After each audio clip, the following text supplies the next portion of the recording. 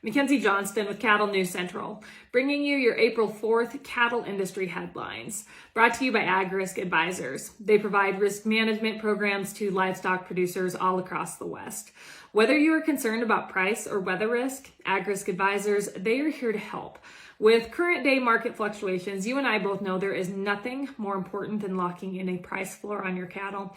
So if you'd like to learn more about an LRP, go ahead and reach out to an advisor today. Also sponsored by American Beef Producer Magazine. They offer in-depth articles on a wide variety of topics within the industry. They feature award-winning photography and so much more within their publication.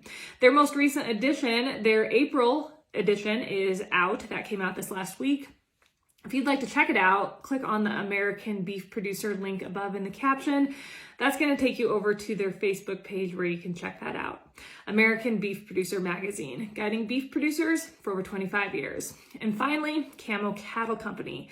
They are a guest consignor of the 18th annual Buy the Beef Bull Sale hosted by JAS Red Angus.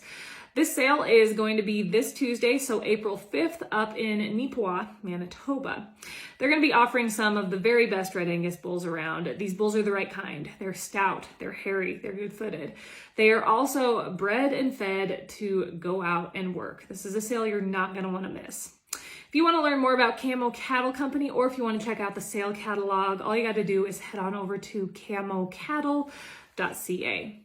According to drovers, this last week, the North American Meat Institute, also known as NAMI, whom we talk about so often it seems like, reported that the updated version of the Grassley-Fischer mandate bill is now more burdensome and more irrelevant as market-driven prices for cattle producers have steadily risen to 7-year highs.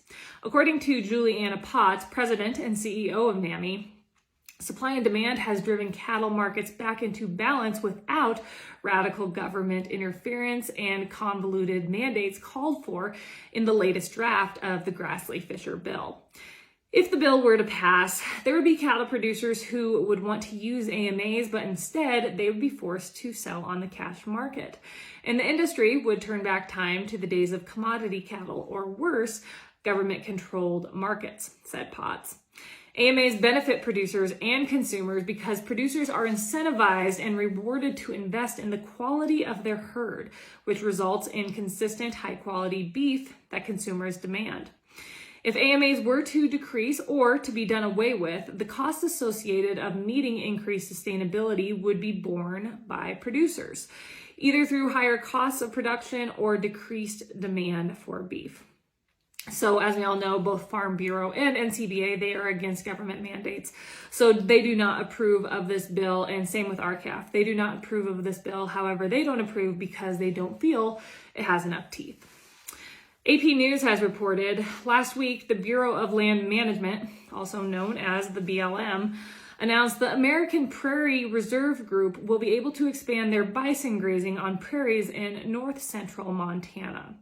The decision will allow American Prairie to increase the size of its bison herd from 813 to about 1,000 head by 2025.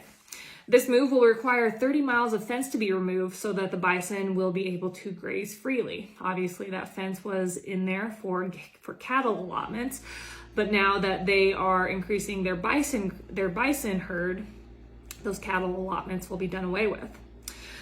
According to Montana Stock Growers Association Executive Vice President Jay Bodner, the BLM failed to listen to the concerns of all parties and community members with this decision. The American Prairie Group's long-term goal is to piece together a 5,000 square mile area that would include the C.M. Russell National Wildlife Refuge and have thousands of bison and other wildlife on the land. Some ranchers, they have sold land to the group, but there is a strong group of ranchers who fiercely oppose the American Prairie's efforts. Critics worry that the bison will displace cattle and that their local agriculture-dependent communities will suffer. According to Montana Attorney General Austin Knudsen, the BLM catered to radicals who want to transform part of Montana into a wildlife viewing area. But according to the BLM, they approved approved the proposal in accordance with the law after finding that bison grazing would not have significant negative effects on the land. The cattle site has reported that a Quebec consumer protection group has filed a class action against the big four packers. And we know those four packers: Cargill, JBS, National Beef, and Tyson. They are alleging that those packers came together and fixed beef prices. A press release from the protection group claims that the packers have been plotting since at least 2015 to fix the price of beef. According to Statistics Canada, the price of beef has risen 16.8% over the past year in grocery stores up in Canada. KRVN News out of Lexington, Nebraska has reported that according to Iowa ag officials, 2 more outbreaks of highly pathogenic avian influenza, also known as HPAI, in commercial flocks will require the killing of more than 1.5 million hens and turkeys. One of the new outbreaks is at an egg-laying farm in Guthrie County, about 60 miles west of Des Moines. There will be 1.5 million chickens destroyed at this farm. The second outbreak is a turkey farm in Hamilton County, and that's 65 miles north of Des Moines. 28,000 birds will be killed at that operation.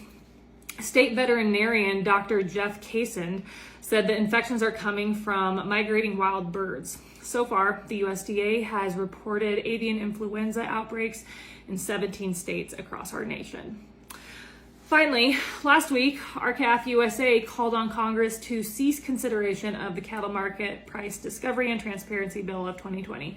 That is the compromise bill that we have been talking about for the past week. The group claims the bill was drafted without the consideration of two new cattle market studies that suggest Congress needs to do more to reform the fundamentally broken cattle market. The first study, Buyer Power in the Beef Packing Industry, an update on research in progress, focuses on the potential cause for the unprecedented spread between live cattle prices and wholesale beef prices from 2015 to 2019. Research shows that packers are able to use their excessive buyer power in the fed cattle market, made possible by the packers' use of AMAs, which are highly prevalent in the fed cattle market, as we all know. Researchers in this study found that 1% increase of the fraction of cattle purchased under AMAs is associated with a 5.9% reduction in the cash market price. They suggest the best way to increase competition among packers is to eliminate AMAs or prohibit multi-plant ownership. The second study, and that is titled Multi-Plant Coordination in the U.S. Beef Packing Industry, focuses on the contribution that multi-plant ownership has made to the increased packer spread observed in recent years. Researchers in this study found that before 2005, the largest packers that owned multi-packing plants operated each plant as an independent profit center. But after 2005, this changed and the big packers began coordinating procurement and slaughter activities across their plants. This movement towards multi-plant coordination, along with other factors such as transportation costs and the packers' use of AMAs, led to wider packer spreads. According to Bill Bullard, CEO of RCALF, these studies are quite profound for the cattle industry. He went on to say that they contradict earlier studies that pressured Congress into taking a soft approach to reforming the broken cattle market, which was exemplified in the compromise bill that is currently being considered by Congress. That is all I have for you guys this morning. I hope you all had a great weekend. It was pretty nice here, pretty good until Sunday hit and then the winds hit. Looks like it's going to be an awfully windy week here. You guys have yourself a wonderful Monday. I'll catch you later.